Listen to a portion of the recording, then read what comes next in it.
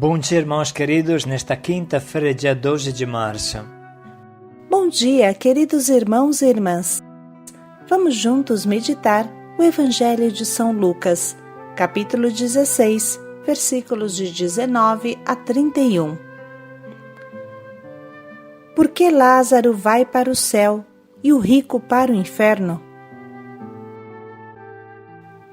Sobre o perfil do rico e do pobre, essa parábola não deixa dúvida, mas para entender profundamente o pensamento de Jesus, precisa-se colocar essa pergunta: o que fez de mal o rico para merecer o inferno e o que fez de bom o pobre para ganhar o céu? Na verdade, a parábola coloca em destaque dois estados de vida. O primeiro, do rico, que recebe seus bens durante a vida e vai direto para o inferno. O segundo, do pobre, que recebe seus males nessa vida e vai direto para o céu. A prosperidade terrena ganha o inferno e o purgatório terrestre ganha o céu. Por que isso? O Senhor esteja convosco. Ele está no meio de nós. Proclamação do Evangelho de Jesus Cristo segundo São Lucas. Glória a vós, Senhor. Naquele tempo, Jesus disse aos fariseus: havia um homem rico que se vestia com roupas finas e elegantes e fazia festas esplêndidas todos os dias. Um pobre chamado Lázaro, cheio de feridas, estava no chão à porta do rico. Ele queria matar a fome com as sobras que caíam da mesa do rico. E além disso, vinham os cachorros lamber suas feridas. Quando o pobre morreu, os anjos levaram-no para junto de Abraão. Morreu também o rico e foi enterrado. Na região dos mortos, no meio dos tormentos, o rico levantou os olhos e viu de longe Abraão com Lázaro ao seu lado. Então gritou: Pai Abraão, tem piedade de mim. Manda Lázaro molhar a ponta do dedo para me refrescar a língua, porque sofro muito nestas chamas. Mas Abraão respondeu: Filho, lembra-te que tu recebestes teus bens durante a vida e Lázaro, por suas vezes, os seus males.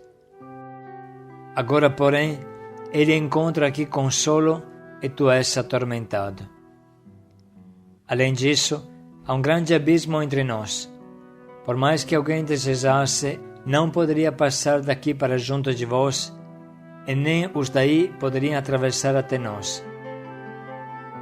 O rico insistiu: Pai, eu te suplico, manda Lázaro à casa do meu pai, porque eu tenho 5 irmãos. Manda preveni-los, porque não venham também eles para este lugar de tormento. Mas Abraão respondeu: Eles têm Moisés e os profetas, que os escutem. O rico insistiu: Não, pai Abraão, mas se um dos mortos for até eles, certamente vão se converter. Mas Abraão lhe disse: Se não escutam a Moisés nem aos profetas, eles não acreditarão mesmo que alguém ressuscite dos mortos. Palavra da salvação. Glória a vós, Senhor.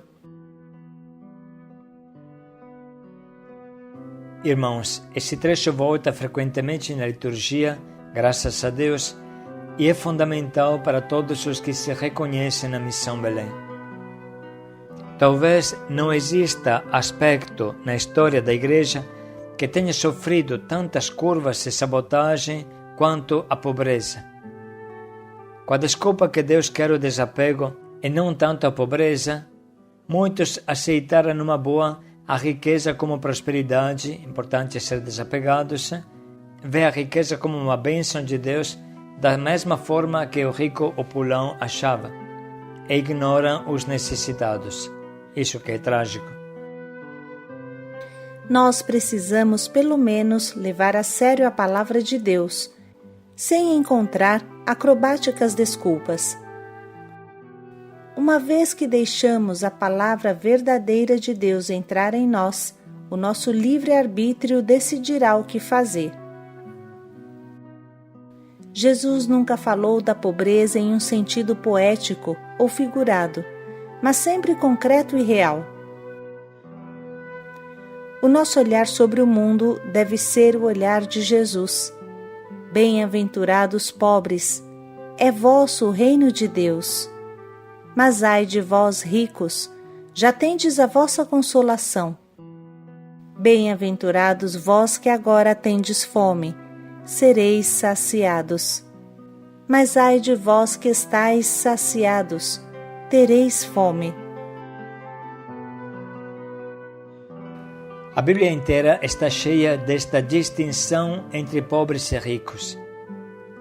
Os pequenos, aqueles que não contam, são o eixo da misericórdia de Deus, o pequeno resto anunciado pelos profetas, a paixão vibrante de Maria, que no Magnificat canta a justiça de Deus. Despedi os ricos de mãos vazias, encheu de bens os famintos. Os pobres, no sentido material, os pequenos, são a paixão de Deus e a nossa paixão da Missão Belém. A chave para compreender tudo isso se encontra na primeira carta de São João. Quem tiver bens, muitos ou poucos, não importa, quem tiver bens nesse mundo e fecha o seu coração a quem passa fome, como o amor de Deus permanece nele? Meu irmão, o nosso desapego não mata a fome de ninguém. O que precisa é dar concretamente, partilhar. Jesus diz: Eu tive fome e me destes de comer. Vem no céu comigo. Mas nunca diz: Você guardou no banco os 100.000 reais com muito desapego, agora vem no céu comigo. Muito pelo contrário, a riqueza arrastou este rico opulão para o quinto dos infernos. O além revela claramente que sua riqueza e prosperidade neste mundo não era uma bênção, mas um egoísmo. O desapego, repetimos, não mata a fome de ninguém, precisa partilhar de verdade. Muito nos comove a escolha dos pobres. Sempre lembramos da nossa Dona Helena, aqui da favelinha onde moramos. Ela, que agora está no céu, vivia num barraquinho pobre e humilde, e pouca coisa tinha para viver.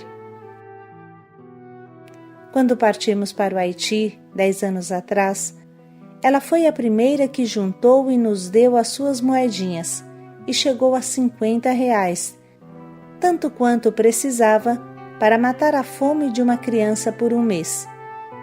E sempre ela fazia isso. Na sua pobreza e humildade, ela sempre tinha algo para tirar para as crianças do Haiti. Se uma pobre partilhava do seu nada, quanto mais podemos fazer nós? A atitude da Dona Helena nos convida a lançar novamente com força a campanha do dízimo, o convite que Deus nos faz a partilhar pelo menos o nosso dízimo, a 10ª parte do que Deus nos doa através do salário, dos benefícios e tudo que entra na nossa casa.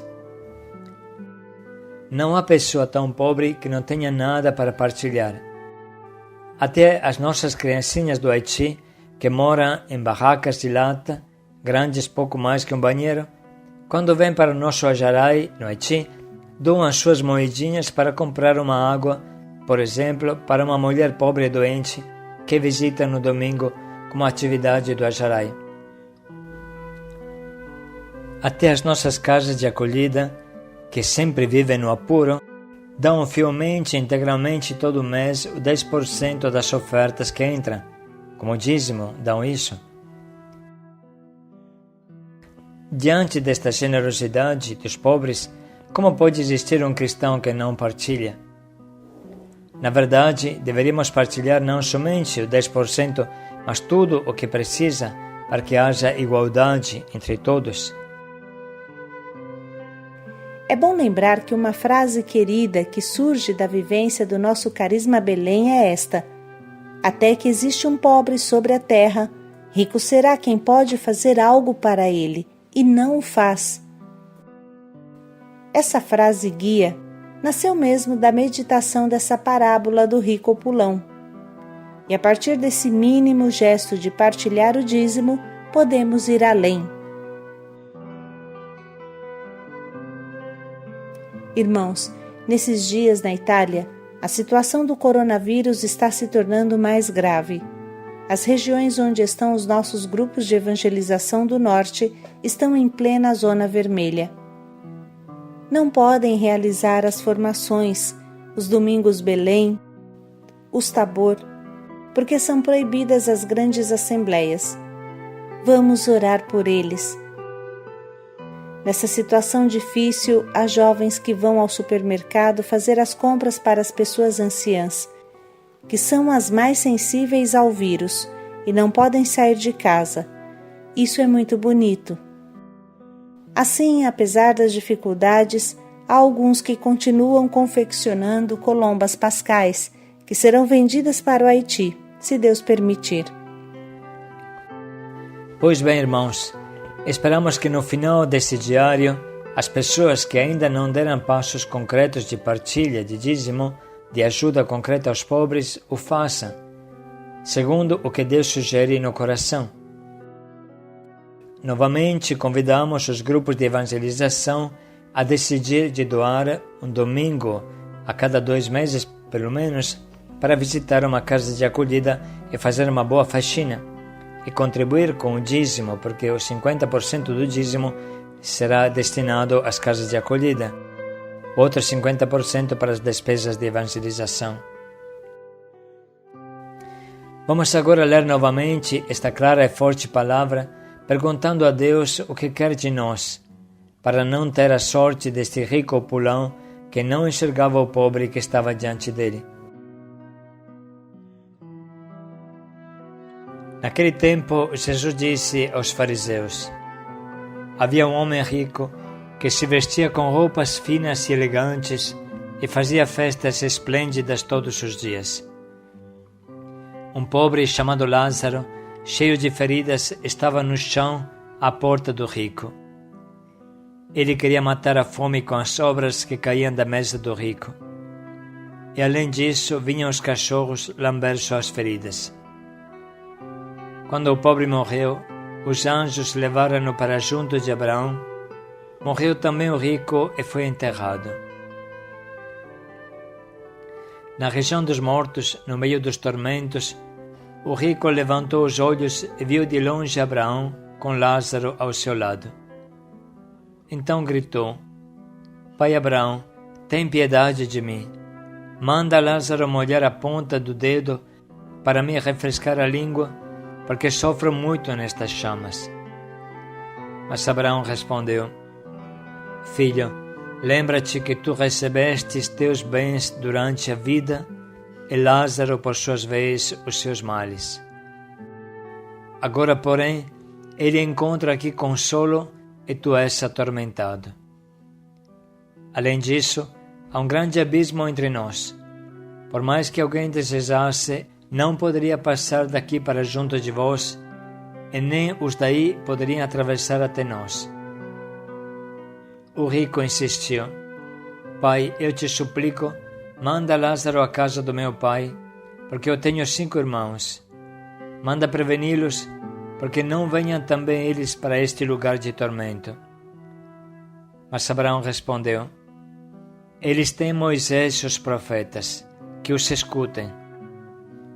O rico insistiu: Não, pai Abraão, mas se um dos mortos for até eles, certamente vão se converter. Mas Abraão lhe disse: Se não escutam a Moisés nem aos profetas, eles não acreditarão mesmo que alguém ressuscite dos mortos.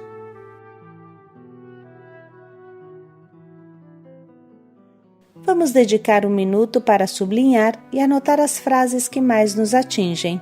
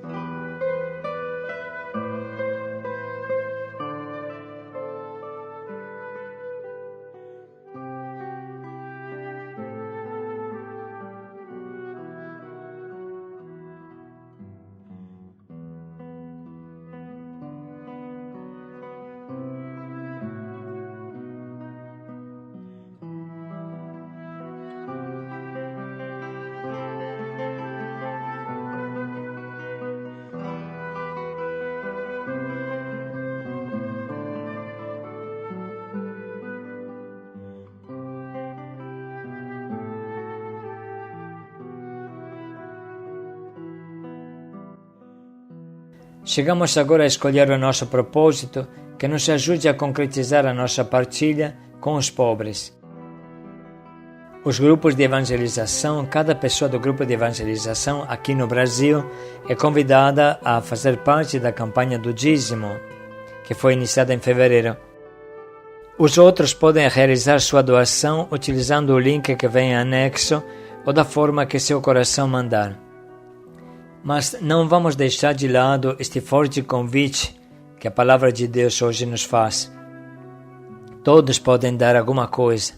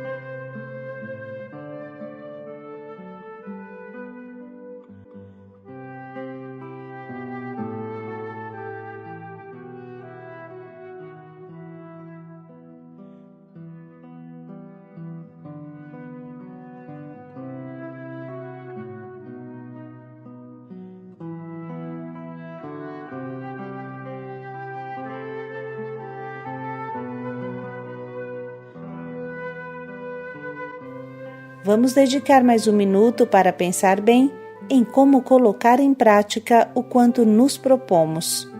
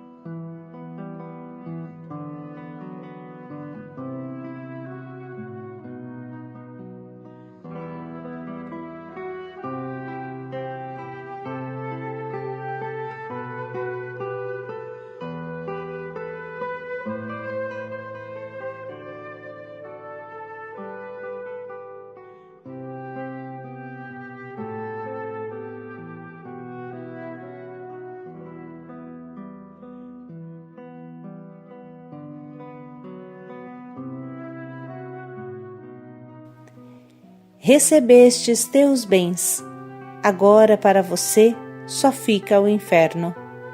Paz e alegria a todos. Lázaro, recebestes teus sofrimentos na vida, vem para o céu. Paz e alegria a todos.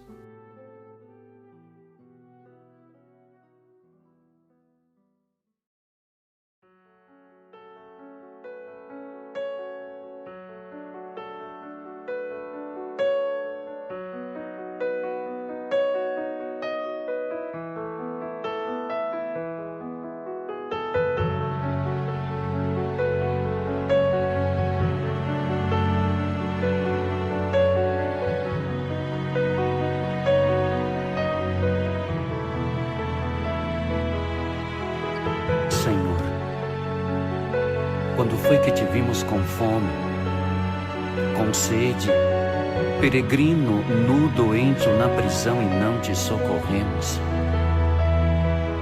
Em verdade eu vos declaro, todas as vezes que deixastes de fazer isso a um destes pequeninos, foi a mim que o deixastes de fazer. Eu caminhava pelas ruas como um maltrapilho, eu buscava alguma ajuda pra sobreviver. Eu tive fome, tive sede, senti dor, gemi de frio, num papelão a me agasalhar. E Tu me vias lá, nem sequer um olhar me davas, e a dor que mais me doía era tua indiferença. Tu que dizias ter nas palavras que eu deixei, e ao orar sempre declaravas que eu era teu Senhor.